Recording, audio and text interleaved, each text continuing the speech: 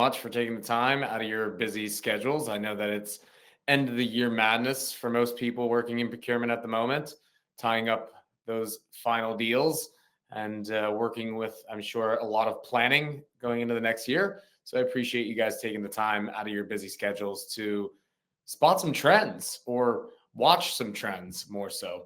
My name is Sam Jenks. I'm the Chief Revenue Officer at Kodiak, and I will be guiding everybody today in understanding some of those popular procurement trends that we see, some things that we've seen stick around from last year's trends seminar, as well as then also some things that are brand new. So it's a very exciting time in procurement. We're very happy to be able to share some of the things that we see will be big levers that teams will be able to pull, big driving forces, but also some things that are just important to be able to keep top of mind in the upcoming year to be able to navigate 2025 and stay ahead of those things that will be very important. We will have a Q&A towards the end of the session, or more so, we will take the time to be able to answer any questions that there are that come up during the session. So feel free to be able to leave those questions. You can do so simply by expanding the chat bubble and being able to just leave the questions directly in the public chat. We will mark those as questions, and then we'll be able to revisit them towards the end of the session as well. We will then absolutely also be sharing a recording. So if you guys want to be able to share this, and we will be sharing some of the handouts, for example, of the slides that we have as well. So you guys can be able to take those forwards to your teams as you see fit. Without further ado, then I think it's time that we get into things. I think that most guests are starting to file in and or will file in very soon. So let's kick things off. Short about us at Kodiak Hub, that's not really why we're here today, but for those of you that don't know about us but would like to know something about us, we are a modular and scalable SRM platform, an end-to-end SRM platform focused on providing our customers with the tools that they need to be able to create more strategic, sustainable, and smart supplier relationships. Our solution is a 360-degree solution, including tools for risk management, as it is also for process orchestration in a wide range. We work with anything from mid-sized to large enterprises in mainly, I would say, primarily in industries where quality and sustainability matters. And if you're interested in learning more about our solution, then of course you can be able to do so by reaching out on the website as well. What we're here to talk about today, though, is the trends. And I don't think that you're even allowed to say a sentence really at a corporate event anymore. It doesn't feel like anybody's really allowed to say more than, kind of 3 or 4 sentences in a row without hearing this particular thing. So let's just get it out of the way right away. AI and Gen AI. This is trend number 1. It's ironically, of course, trend number 1 for us back in 2023. This might look a bit familiar. We said AI was going to be all over the place, and it was, right? I mean, if we're looking at the sheer interest in this topic, it is huge. Check out the Google trend, search volumes. This is always an interesting indicator. What is the topic and what are people trying to dig into? AI has continued to grow at a very rapid rate, so it's here to stay, right? AI isn't just a trend. Sorry about that. AI isn't just a trend at the moment, right? It's also something that I think we've recognized is kind of being more and more pervasive in our day-to-day as well. The market itself is expansive. It's a multi-trillion dollar industry based upon some of the potential growth rates that we've seen in the market studies that have been done.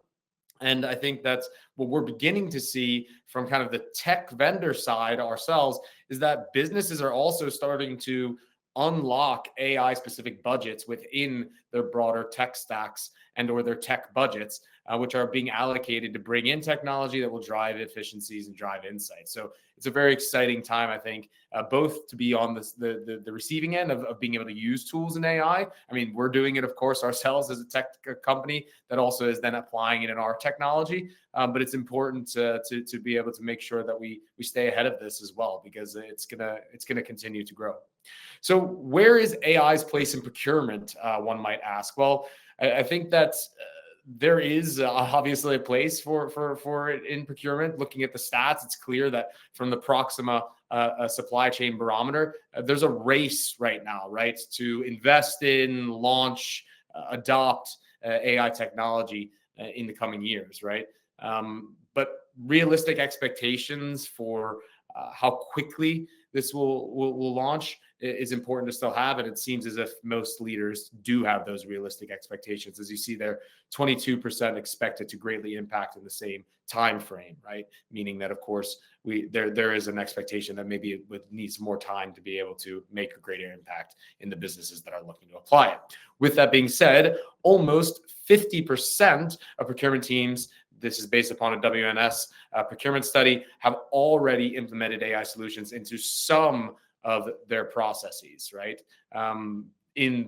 Primarily, of course, the source to pay process is what we're talking about here. But it's very exciting to be able to see this particular number, and we think that this number is just going to continue to grow.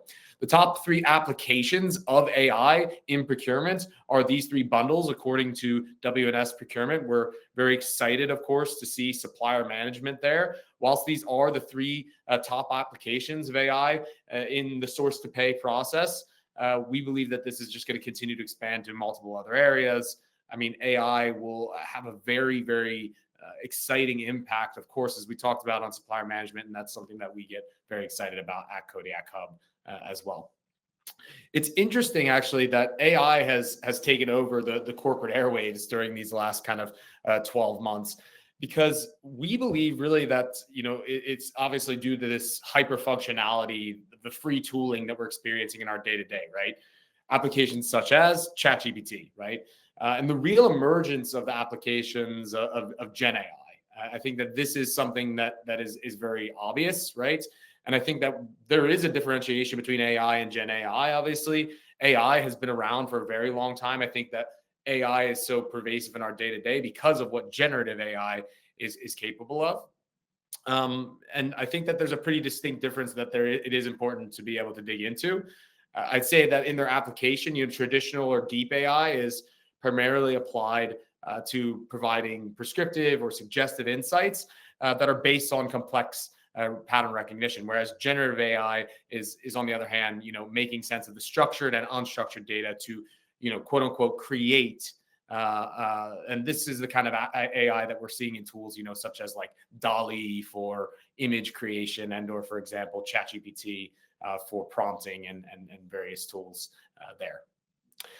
This is a quick little reality check, though, for everyone that's out there listening and thinking to themselves, I want to be in that number, of course, of those that are applying AI technology, and we would urge you to be able to do so, right?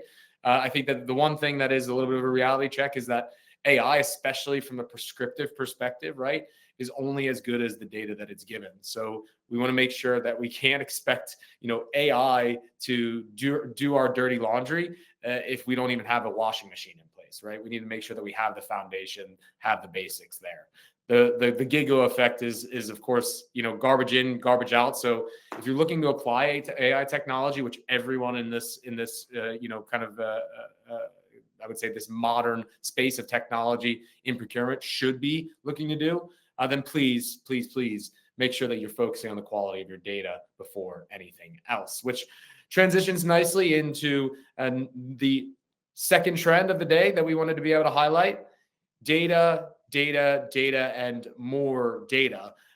When we speak ourselves about SRM, we like to frame the conversation with this model. It's our SRM pyramid. There are different areas where SRM is important and can deliver real value within a source to pay process from an operational, tactical, as well as strategic level. And I think that everyone wants to reach this strategic pinnacle, of supplier management and their supplier relationships, driving performance and collaboration, right? And also innovation with their suppliers. And we're going to get to that because I think that these are some of the things that we see are trends to stick around as well. With that being said, right, there is a foundation that is very important here, right? It's the true focus on supplier information management and quality of supplier data. And it's pretty hard to be able to, reach more strategic benefits of your supplier management without having your data, your supplier information in order, right? Unfortunately, this looks maybe pretty familiar to many of those that are in attendance today, from a late 2023 survey during actually our procurement trends session that we did last year. We found that 76% of the procurement pros that sat into that session were still primarily using homegrown solutions and Excel to be able to manage their suppliers. So of course, getting into modern solutions to be able to manage your data is one of the key elements as well, to be able to start building up some of those, single sources of truth. This may also be one of the reasons that only 11% of procurement pros feel as if they have established, clear and also accurate and spend and supplier insights, right? I think that this number is incredibly low, and obviously that's due to the quality of data in a lot of respects. Earlier in 2024, Kodiak Hub launched a white paper specifically on this particular topic of supplier insights, and specifically related more so to the relationship and performance management of suppliers as well, and what do great teams look like. We actually have this resource as a handout, which we'll provide to everyone, even though it's kind of a guarded resource. We'll be able to distribute this today. The one thing that I wanted to highlight from this particular study that we did together with the team at procuretech is that it was found really that many teams, when they're managing supplier data, they use a broad variety of solutions to be able to gain insights about their supplier performance, right? It's not coming from one single source of truth. With that being said, of course, the insights and the amount of data that they're focusing on is very, very important. While SRM and SPM is only one of these areas within the source to pay process, with the quality of data and of course the access to actionable insights is incredibly crucial, it's also clear that a single source of truth and kind of this supplier master is really necessary if procurement teams are going to aim to get the most out of the emerging technology that's out there, such as, of course, AI. Our solution is not the focus of this session, but this is the way that Kodiak, for example, often sits in a customer ecosystem, and creating really this 360-degree view is our focus and single source of truth for supplier data, and that this is necessary, again, because data is kind of the key to unlocking the benefits of other technologies as well. So, I mean, in our opinion, if procurement will truly embrace AI, it will require control over supply chain data as really that prerequisite, right? That kind of foundation in that perspective. We believe that the key levers teams are pulling to make this happen, right, to get their data clean and make sure that they have the intelligence that they need, is really focusing on the integration of solutions, right? And I think that this is a very interesting aspect. The data quality is really focused on making sure that your solutions can be able to talk to each other. We believe that 2025 and beyond will hold a true exodus from Excel, from SMEs to more global multinationals.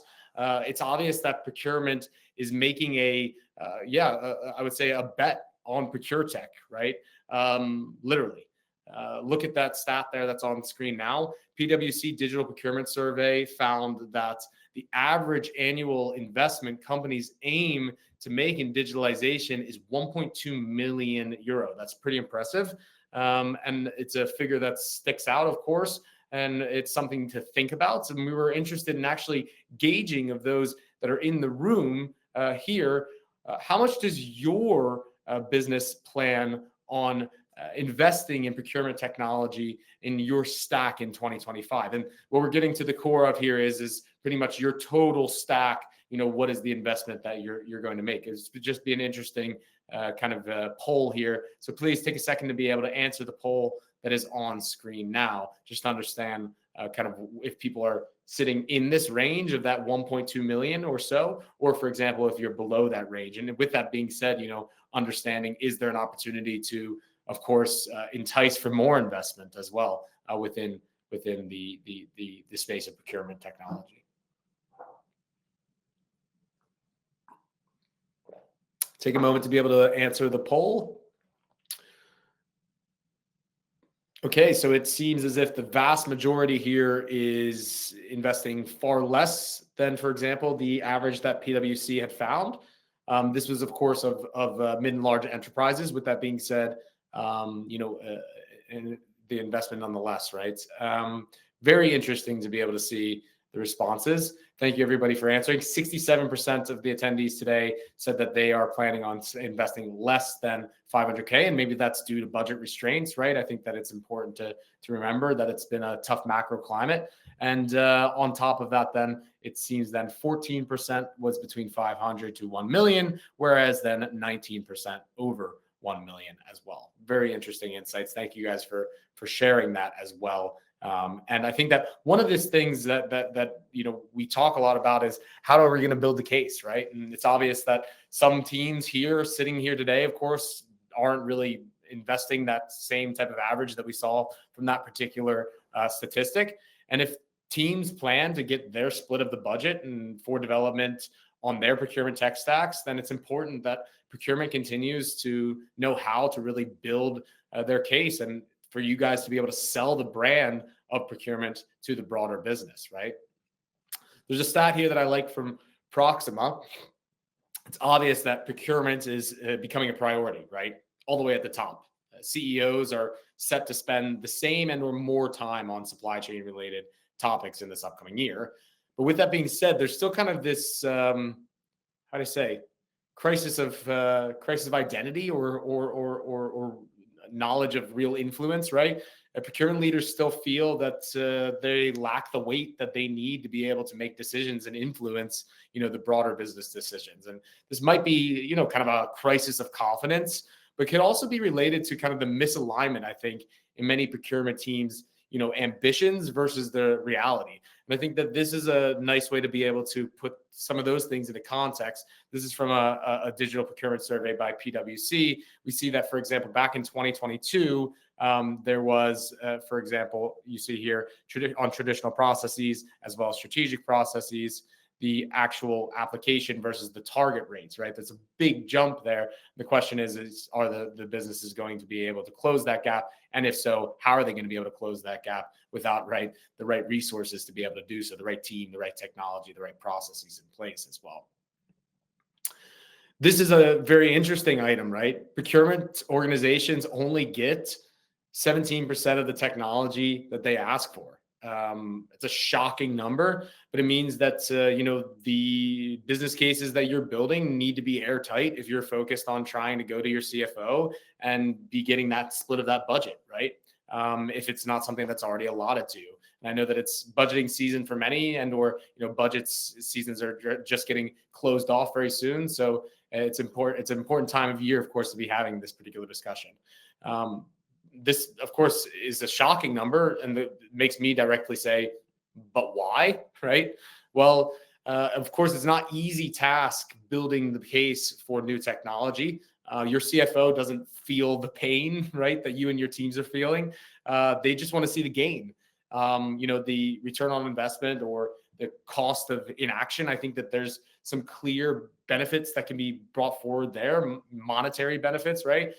And it's clear, though, that from this particular statistic that a lot of teams struggle to develop business case. And of course, this is taking a snapshot of the business case for something like supplier management. But supplier management is, of course, a very foundational element to the day-to-day operations. And of course, even still struggling to be able to build the case. It's like sales not being able to build the case for customer relationship management, right? Which is crazy. There's no sales team out there in the world that's not using a CRM solution, right?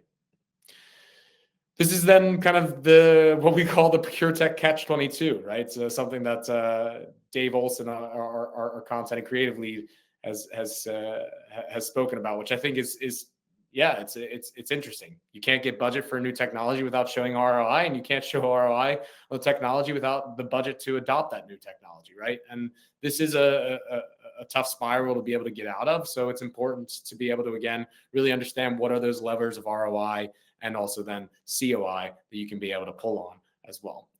what we see is really high performing teams, when it's all said and done, create value within three things, right? And these are the primary levers that they pull. It's the people, process, and technology, PPT. This isn't going anywhere, right? We all speak about this for a long time, but this is where the value is. And I think that in between people and tech, you're of course building data driven teams. In between people and process, there's clarity and alignment. The tech and the process, of course, that's where you're having automation, and really the crossover between all of these things is where you are able to see real true value, of course, and a lot more autonomy as well within your team. So I think building the case for procurement's digital transformation is not only a team effort, but your users will need to be of course a big driver of the success of the adoption of that technology. With that being said, the case needs to be focused on kind of how is the case going to impact these three different elements in a positive manner, right?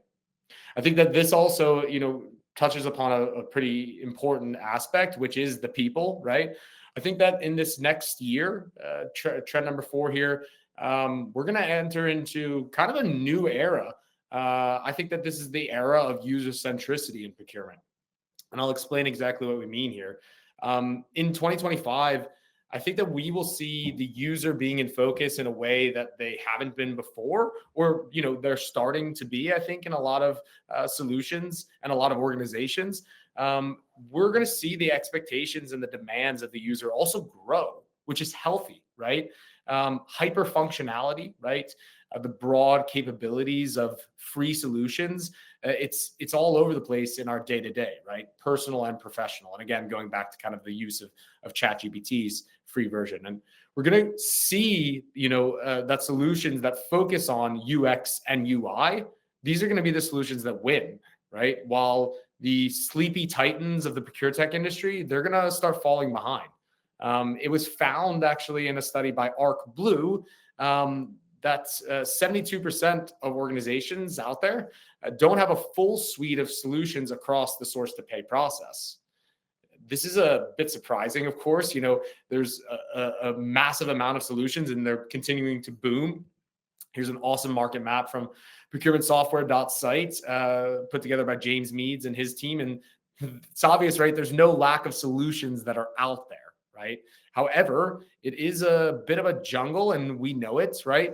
The landscape can be very hard to be able to navigate at times, comparatively to, more mature and older markets such as MarTech or FinTech or sales tech.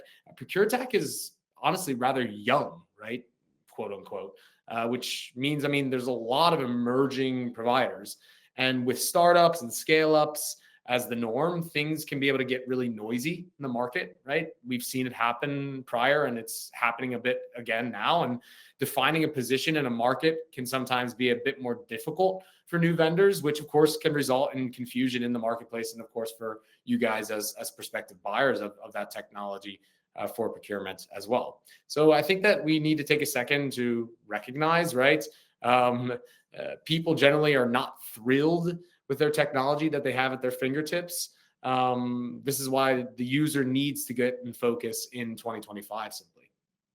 And this is also, I think, why you see that there is so many disruptors within the space, right? So many emerging pioneers that are really taking themselves into this procurement technology market. If you're looking for new tooling, the ProcureTech 100 could be a great source to turn to. We mentioned procurementsoftware.site prior as well. And Kodiak is very humbled to be on this list for the third year running. And that's not why we're talking about it. But I think that we're mentioning this because these are a lot of vendors that keep the user in focus, right? And I think that, again, if we're talking about user centricity being a trend, it's important that you find solutions that are doing so as well, right? No need for clunky technology. Those days are over, right? There's new vendors out there on the market that keep you in focus. And to keep the user at the center, I think that the experience is going to be incredibly important, but also integration of systems and data, right? Consolidation is going to be very important as well. In the white paper that Kodiak released together with ProcureTech that we spoke about before, it was found that the vast majority, again, of teams are using a vast majority or vast array of solutions, a number of solutions, more than 3 solutions at least, to manage the life cycle of suppliers and within the source to pay process. So with this said, consolidation is a trend that we're going to see a lot of in this upcoming year. If you're currently getting value out of a procurement technology, but it's not integrated into your broader kind of ERP or source to pay or your master data lake, I would strongly suggest that 2025 becomes the year that you kind of invest in that integration, right? To make sure that you're able to get the full value out of your tools. But again, back to user centricity, right? Not having to jump between different interfaces to be able to get the insights that you need again. I think that user centricity is a nice segue into the fifth trend that we're seeing, which is, us, human connections. One thing that isn't going anywhere in 2025 is us, right? We believe that human and face-to-face connection is actually going to grow rather exponentially in this upcoming year, right? We've seen that during 2024, the businesses have now found their new kind of swing of things in the post-COVID era, right? Hybrid working and the world that we're in today. With this said, we believe connections will be an important part of any high-performing team in procurement in 2025. The answer really, to this question of is AI going to replace me, right? But obviously, it's no. AI is not going to replace you, and AI is not human. That's why it's not going to replace you, right? And it's an accelerant to help us work faster, smarter, and more lean. But it cannot replace the important soft skills in procurement profession, that are incredibly important. And I would say even growing in their importance in 2025 and beyond. Such as empathy, emotional intelligence, cultural awareness, right? In global teams and in global contexts when working with global suppliers, but also, global colleagues, and just a general human judgment, right? That's something that AI will never be able to do. And I think that some areas that we have seen that, companies are going to start investing in those soft skills are some of those that are seen on screen here, right? Skilling your teams and upskilling your teams with these particular soft skills are going to be very, very important. One of those, again, that I think is very important to point out here is like strategic thinking, as well as then also the empathy and the emotional intelligence piece, right? Two elements that no technology will ever be able to replace in that case.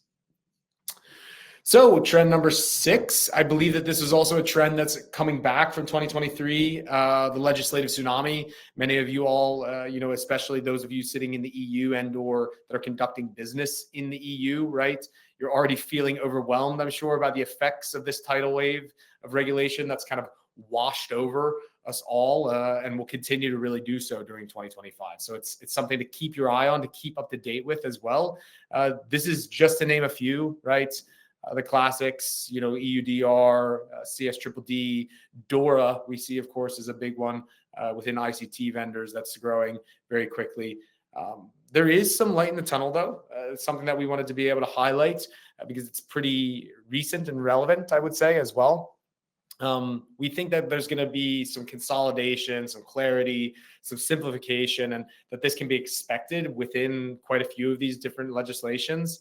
CSDDD and CSRD merge is already pending, right? We also have seen like the push of EUDR. So there's a few elements there that we think will be changing. And that's why it's important that you guys, of course, keep up to date with these things in the upcoming year as well. And to be clear, though, we do still believe that this trend is here to stay and that it will continue to be, a pillar moving forward, kind of your I would say, your contract to be able to do business, right?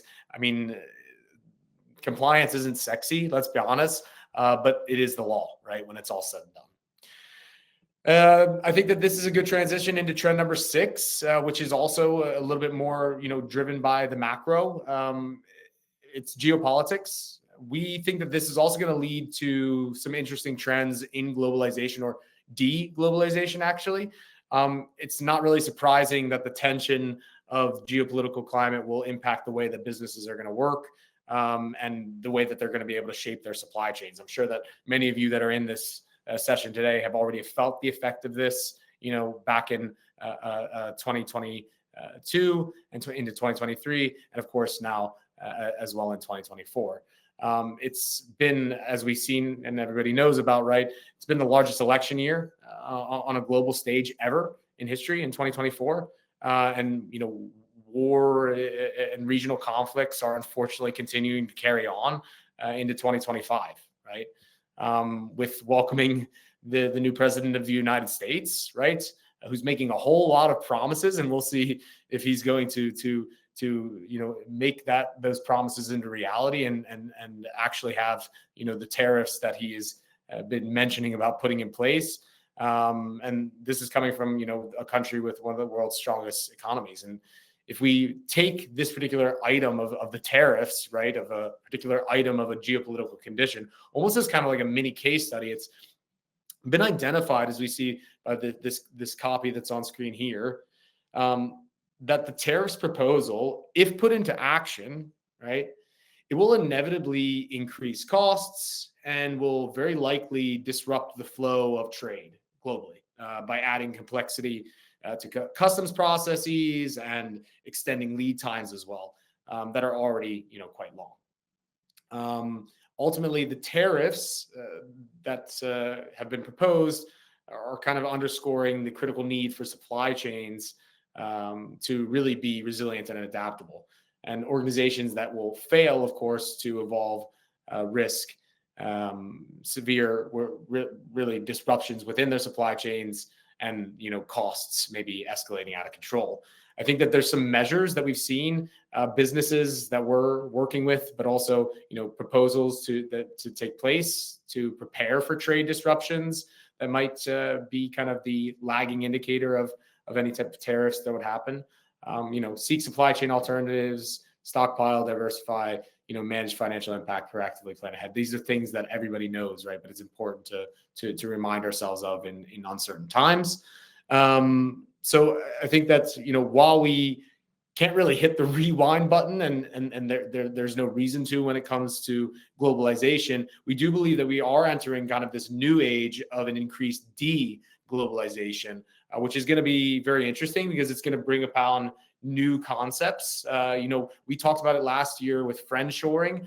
There's this concept of right-shoring that I think we're going to see continue to build for resilience. Right-shoring being defined as locating a business's manufacturing operations in localities and countries that provide the best combination of cost and efficiency. So it's really, right cost, right place, right time, right opportunity. Whereas, of course, friendshoring and nearshoring is more so looking at how can we be able to get, our supply potentially a bit closer to home as well, or in a friendly home in that case, right?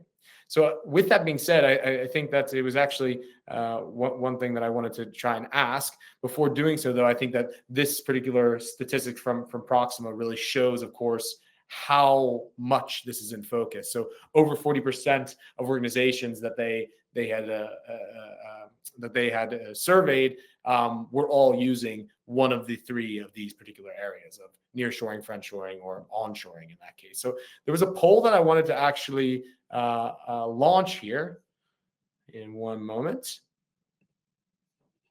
So the question of this particular poll is, will you look to leverage friendshoring, nearshoring, and or right-shoring in 2025? It's a simple yes/no question, but just interested in understanding if this is going to be one of the things that you and your teams are focusing on implementing in 2025.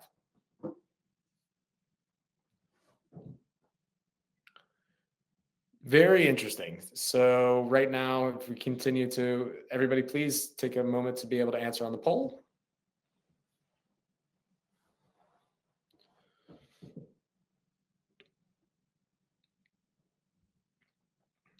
We'll just wait one more moment. So it seems as if the majority of individuals are going to, in some way, leverage friendshoring, nearshoring, and or right-shoring in 2025. With that being said, there was a vast number that are not looking to do so, which is very, very, very interesting in that case. Trend number 8, cost reductions. 2025 cost is still king. We can speak about procurement's ultimate value, until our face turns blue. We don't think that cost is the only, kind of KPI that procurement should be measured upon. Value in a more holistic sense is more interesting to talk about. but this will still remain the top key result many teams will strive after in 2025, right? Sales is measured on revenue. Procurement is measured in a lot of cases on cost reduction and savings. And it's two sides of the same coin. And there's really nothing new within that particular aspect of things. This is, the traditional role of procurement, right? Managing costs, it will always be around. But with that, procurement, as we see at the top, there has a whole heck of a lot of new challenges and responsibilities as well, surrounding, transparency and traceability, resilience, and really innovating with suppliers as well. As we saw in the WNS survey, 4 of the top 6 disruptions that were, keeping procurement pros awake at night were focused really and related directly to cash, right? Costs, inflation, rising in cost of living, interest rate fluctuations, as well as then currency fluctuations. We believe ourselves that procurement teams are going to, that are going to win in 2025. They will be those that crack this code of, working with collaborative cost cutting with their suppliers. So high value, supplier to buyer relationships are those that I think are going to, be able to create winners in this space. And it's going to be those that, can weather the storm in the good times, but also in the bad with you as well, right? That's what really great supplier relationships look like, I think, and are necessary to be able to do any type of cost cutting, collaborative initiatives in that case. I think that this is a nice transition into, the ninth trend that we see, which is a shift to strategic. In this session, right, all of those that are in attendance, we all know cutting POs is not the value a procurement has to deliver, right? Procurement will continue to show and truly focus, I think, on its strategic importance to the business in 2025. As mentioned before, there are some drivers of this. The need to focus on a shift to a strategic mindset as the modern challenges of procurement are surmounting, right? Transparency and traceability, resilience, impact, and many other things as well. To overcome requirements, teams will really need to adopt a more strategic approach to procurement, sourcing, category, and supplier management as well. WNS 2024 report indicates that many teams actually still feel that they have a lack of strategic planning, which is, of course, a foundational challenge with this particular item as well. And I think that we believe that the winners of tomorrow will be determined by those that really embrace, their focus on value beyond savings, even though, of course, we just mentioned it, cost is not going anywhere, but focusing on kind of taking this journey from out of kind of that more operational focus of procurement, but really trying to be more strategic within their ways of working. We get asked all the time, how do I move from being, reactive to proactive? And I think that getting strategic will require another shift, focusing on moving from reactive to proactive. These are some of the examples of how we see our customers, for example, working proactively with SRM, or when we asked, kind of in a session, what does proactive SRM look like to you? And I think SRM is certainly one of the areas that teams will need to get strategic. And as we see, these are some of the top priorities for procurement teams in the coming 24 months, which are things covering, contract management, supplier risk management, but of course also then, toughening up on strategic sourcing.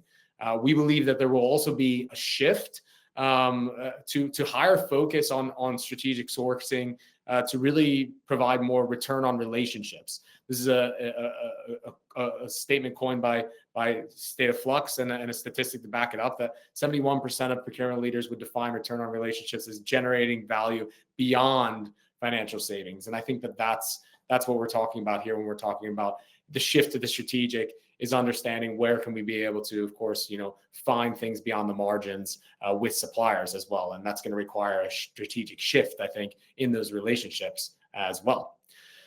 This leads nicely into a trend that we might be slightly biased on, but it's clear that the focus on SRM is important, and it's continuing to grow in businesses, right?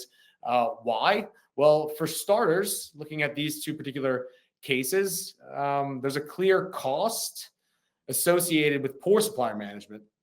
Boeing and Mickey D's experienced reputational risk damages from their supplier base, which wound up in negative impact on their brand and eventually then on their top line, right? It's a direct impact. And many procurement pros still find that SRM is one of the areas to develop upon and to navigate, really, for them to be able to reach their overall goals. 41% in the WNS procurement survey said that supplier relationship management was a top 3 challenge, right? So how are we going to tackle that? Well, it's focusing on an end-to-end. I think that how do we know kind of end-to-end SRM will be a trend in 2025, right? Well, one of the greatest indicators for me, at least, is that the way that we see that the market is starting to kind of talk about SRM, the perceived position and positioning of SRM in the broader source to pay landscape. As seen here, this is the traditional kind of S to P process where SRM is a subset of source to contract, right? We're now kind of seeing, though, a shift in models where SRM is more so, I would say, being focused on as a end-to-end or a more life cycle approach, right? Where SRM is not a subset of source to contract, but again, it's actually more closely aligned and linked to enterprise resource planning. And this isn't really strange or illogical, this shift, right? A supply relationship does not start and end following the source to contract process. A supply relationship is exactly what it says. It's a relationship, right? It's a life cycle which is cyclical rather than something that is a snapshot in time, as a part of source to contract in that case. And a focus on SRM, makes the most of supplier performance as well, right? We've seen the top performing teams from the study that we did together with Procuretech focus on extracting value from their suppliers with an end-to-end approach to performance. And I think that, there's many benefits of smart SRM. We don't need to get into them, but it's, both, again, at that operational, tactical, and strategic level. And when we talk about building the case for supplier relationship management, this is also the way that we talk about our value levers with our clients. With that being said, this is the value of supplier relationship management being aligned with a life cycle approach in your procurement. Having tooling is one thing, but there's an operational value for efficiencies and time saving, right? Making sure that you're reducing manual tasks. Tactical value of being able to, increase your total cost or reduce your total cost of ownership, increase your control as well over Maverick spend, but also, be able to walk into meetings with more negotiation power, more insights on your suppliers. And then from a strategic value, we saw the cases from McDee's as well as then also from Boeing, right? It's prevention of that brand and shareholder value loss, but also the opportunity to be able to innovate and gain, with your suppliers. And I think that leads nicely into the 11th trend that we see, which is supplier collaboration. I think that we've seen kind of a boom in supplier collaboration a lot, and it's going to be a revitalized focus, I think, in 2025. As the climate has kind of been challenging during 2024. I think that it's going to continue to be challenging in a lot of ways in 2025 in a macro perspective, and that's where collaboration is going to come in, right? This is just a friendly reminder to all of those that are out there listening in as the end of the year negotiations are coming up quickly, right? Suppliers are your friends and not food. And all seriousness here, though, the space of supplier collaboration has skyrocketed. This is a statistics from Gartner. Since 2022, supplier collaboration has skyrocketed as a priority for 88% of procurement leaders. So it's not just something that's kind of I would say a coincidence. There's a reason why that it is, and I think that this is a great lever for again that collaborative cost savings. But also for growth, expansion, and innovation, right? All those things that the procurement's really trying to deliver upon as well. And the fact is like, if you could do it yourself, right, you wouldn't need a supplier. The fact is, and this is from ISM, suppliers and partners are often responsible for the majority of innovation. We saw this last year, actually, that the majority of top performing procurement teams are really focusing on supplier collaboration as a pillar for their growth. And I think that this is a very interesting aspect, right? there are massive benefits to supplier collaboration, just to name a few of those. But one of the things that I really want to focus in on here is, being the customer of choice, and that has its competitive advantages, right? Again, moving the needle on your relationship is also about them being able to share not only the good times, the wins, but also then the losses. And when it's tough times, I think that being that customer of choice, it has its benefits, of course. The move from transactional transformational, right? It's the goal, but it's not an easy feat, right? And it's not going to be an easy feat if you're looking to beef up on your supplier collaboration as well. I think that it needs the right framework, the right approach as well. And it's not fit for every single supplier relationship, right? But we see that a focus really on harvesting supplier relationships, focusing on co-development and investment in a supplier's core competencies, right? Will just continue to grow in 2025, and really just betting on collaboration as one of your pillars is something that we're going to see a lot of teams doing. Trend number 12, this is an oldie but a goodie, I would say. Any great supplier management and collaboration is led by awesome category strategy and category management, right? Category management has always been the backbone of any great procurement organization, right? And I think that in this upcoming year, there's going to be a rejuvenation, I would say, of a focus on category management, a return to really focusing on doing the basics really, really well, right? This trend was sparked by a question that I actually asked a guest, Jonathan O'Brien from Positive Purchasing. He's, in his own words, written the book on category management. He's actually written quite a few books on various topics, and he's very knowledgeable within the space. I asked him, is category management dead? His response, resounding no, right? It's here to stay. But a recognition that the context, I think, in which we apply category management is changing very, very quickly. And also then the types of technology that we're going to use on the way there as well. With cost, I would say, remaining king, strong category management is going to be a crucial lever that teams will need to pull if they're going to focus on managing spend with any type of laser focus, right? Category management is going to be the vessel to get you there, and focusing on how do you make sure that your team is working, towards the right things in their categories is incredibly important. And again, 2025 will be, I think, a year where a lot of teams are having a bit of a fresh air, right? Like, it's been a pretty turbulent macro in 2024. Doing the basics, I think, in 2025 really, really well, again, will be crucial for a lot of teams, I think. Because as we see by the statistics here on screen, the maturity in category strategy and management is lacking right now. In the majority of teams, right? 58% say that they don't have a category management process that drives a fully standardized approach to category strategy development and execution across all categories. And additionally, I think many procurement pros feel that the roles and the responsibilities related to it are not really clearly defined. We see that as well and understood, including for non-procurement stakeholders. So going back to procurement building their case, I think 2025 will also need to be the year that we cut through the procurement talk, our procurementese that we like to speak, and speak the language of our business stakeholders to ensure that category management is able to make the impact that it can and is capable of in that perspective as well. Leading into the last trend, community. I think that this is one of my faves.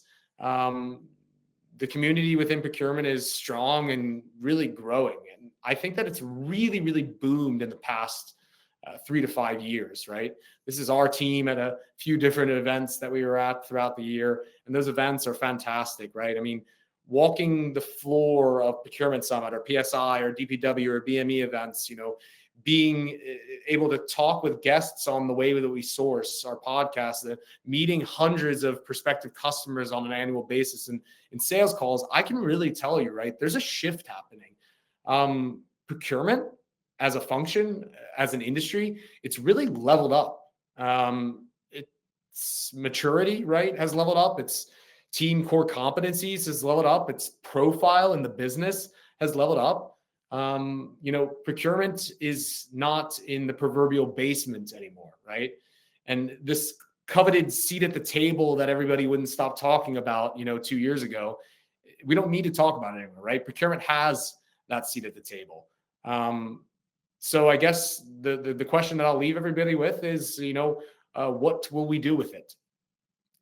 With that, I thank you all for attending and taking the time to be able to dig into the 13 trends that we had to be able to share.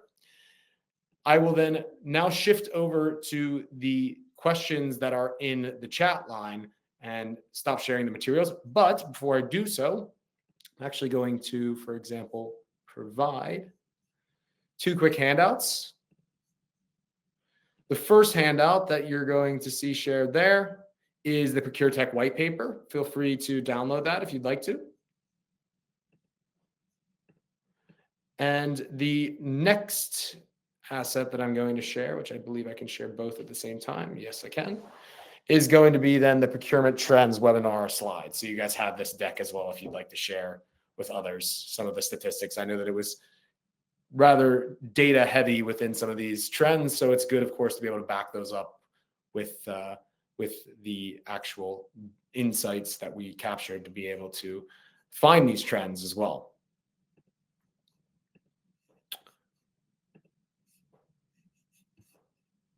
All right. Let's see some of the questions here.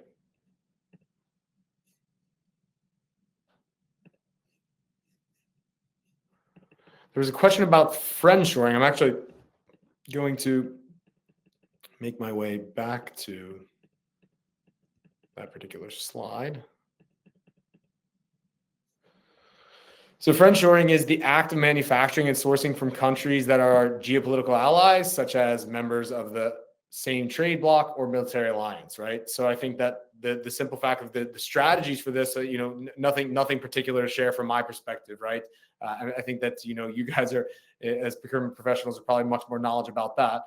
With that being said, I think that, it's common practice, I'd say very similar to nearshoring, is to pick a neighbor, right? To the types of countries that that you're going to be able to do business with in a simple way, that it's going to be cost effective, but also that it's not going to potentially be in a place that can wind up in a geopolitical crisis in any way, shape, or form. And of course, that's hard to know, prior to entering a new country or doing business with a particular supplier, but nonetheless, something to keep in mind. There was a lot of other questions, but it seems that most of them were surrounding if you guys will be getting all of the different types of documentation, which I think has been shared. The one thing that I wanted to also ask, if you guys would like, you can feel free to book a demo of Kodiak. If it's interesting to be able to do so, feel free to be able to click on the button now and book a demo with one of our experts.